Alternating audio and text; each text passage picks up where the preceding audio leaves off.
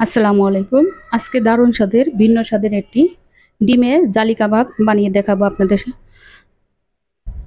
আর ডিমের জালি কাবাবটি বানানো একেবারেই সোজা, সহজ পদ্ধতিতে আপনাদের সাথে শেয়ার করছি।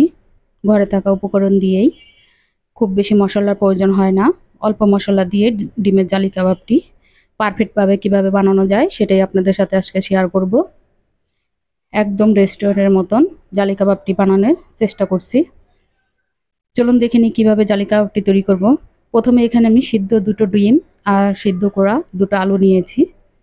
এবার ডিমগুলোকে আমি একটু কেটে নিব। আপনারা চাইলে এখানে ডিমগুলোকে গ্রেটার দিয়ে গ্রেট করে নিতে পারেন, কিন্তু আমি এভাবে কেটে নিয়েছি। এতে করে দেখতেও ভালো লাগে, খেতেও বেশ ভালো লাগবে। তাই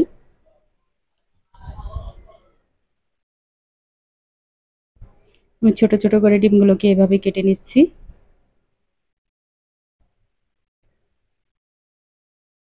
আর আপনারা এখানে ডিম আলু কমিয়ে বা বাড়িয়ে বানাতে পারেন, যার যতটুকু প্রয়োজন সে সেই অনুযায়ী বানাবেন।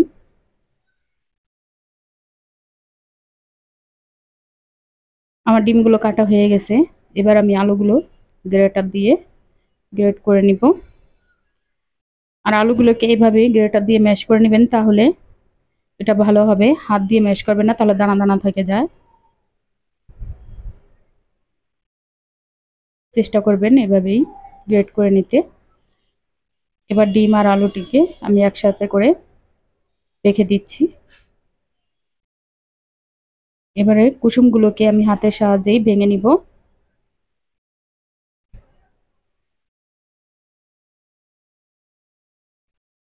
এবারে এখানে আমি কিছুটা মশলা ব্যবহার করব।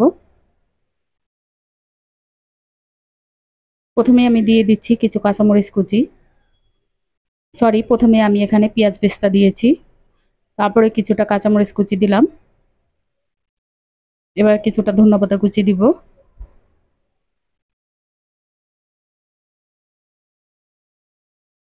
এবার এখানে আমি আদা 4 চামচ গরম মশলা গুঁড়ো দিলাম, আদা 4 চামচ ভেজে রাখা জিরের গুঁড়ো দিলাম, আদা 4 চামচ ধনিয়ার গুঁড়ো দিলাম,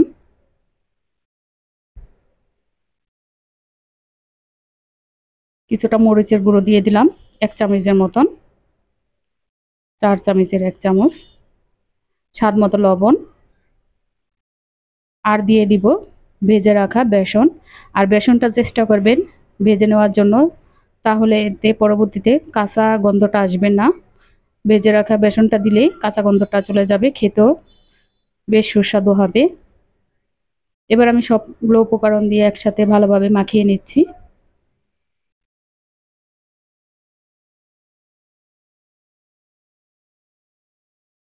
আমার মাখানো হয়ে গেছে, আমি একটি সাইড করে রেখে এখানে দুটো ডিম নিয়েছি। সামান্য পরিমাণ লবণ দিয়ে ডিম দুটোকে ভালোভাবে ফেটে নিব।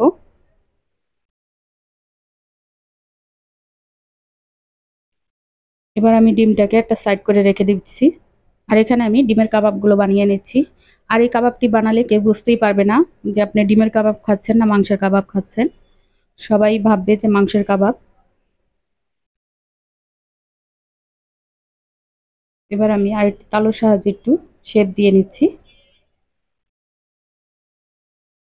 আমি আরেকটি বানিয়ে দেখাচ্ছি। খুবই সহজ একটি রেসিপি, ঝটপটে বানিয়ে নেওয়া যায়।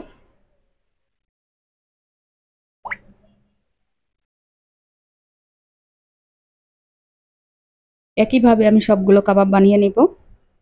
দেখতে পাচ্ছেন খুবই অল্প সময়ে হয়ে যাচ্ছে, খুবই অল্প মশলায়।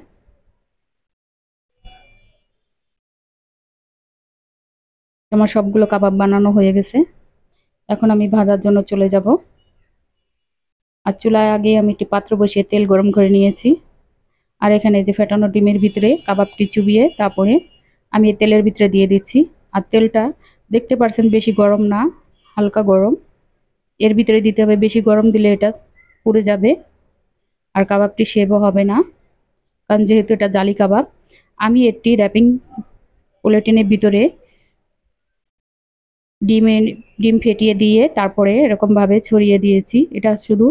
এটা কোনো ঝামেলাই নেই, আপনারা র্যাপিং পেপারের ভিতরে দিয়ে বাস এভাবে ছড়িয়ে দিবেন। আমি যেভাবে করলাম উল্টিয়ে আমি আবারও দেখাচ্ছি। এভাবে দিলেই হয়ে যাবে, চারপাশ ছড়িয়ে দিবেন, বাস জালি কাবাবটি তৈরি হয়ে যাবে। বাস এলোমেলো করে দিলেই হবে, এটা সাজানোর কিছু নেই। পরে কাঁটা চামচের সাহায্যে এটার উপরে উঠিয়ে নিলেই হবে।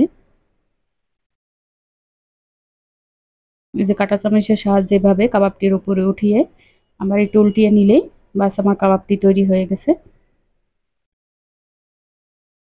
খুবই সহজ, এই কাজটি আপনার হাতের সাহায্য করতে পারেন। আমার কাছে এটা সহজ হয়েছে। আপনারা চাইলে পলিথিনের ভিতরে ডাবল পলিথিন নিয়ে তারপরে এরকম ভাবে দিতে পারেন, এতে পলিথিন ফেটে যাবে না। এখন আমি উল্টে পাল্টে বাস ভেজে নিব। এই যেমন জালি কাবাবটি তৈরি হয়ে গেছে, আমি নামিয়ে নিচ্ছি।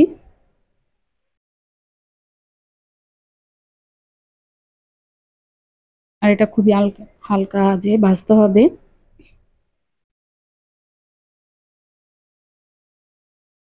আমি আপনাদের আটটা বানিয়ে দেখাচ্ছি। আর এটা বোঝানোর কিছু নাই, এটা দেখেই বুঝে নিতে হবে কিভাবে তৈরি করতে হবে।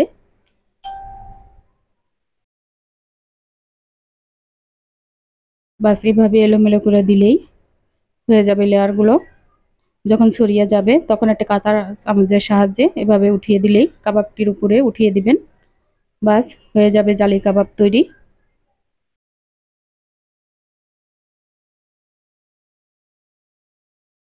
খুবই সহজ একটি রেসিপি, সবাই একবার ট্রাই করবেন, দেখবেন ভালো লাগবে। এটা ঝামেলার কোনো কাজই না, করলেই সহজ।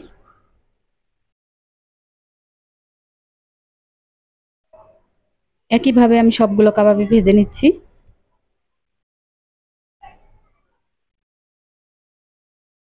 এই যে দেখতে পাচ্ছেন আমার কাবাবগুলো সব তৈরি হয়ে গেছে, একদম দোকানের মতো পারফেক্ট জালি কাবাব হয়েছে। মাশাল্লাহ, আলহামদুলিল্লাহ। দেখতেও যেরকম সুন্দর ছিল, খেতেও মাশাল্লাহ ভালো ছিল, খুবই মজাদার। আমি আপনাদের একটি ভেঙে দেখাচ্ছি, সরি আমি ভাঙিনি, আমার বড় মেয়েটা এই ক্ষেত্রে সাহায্য করেছে।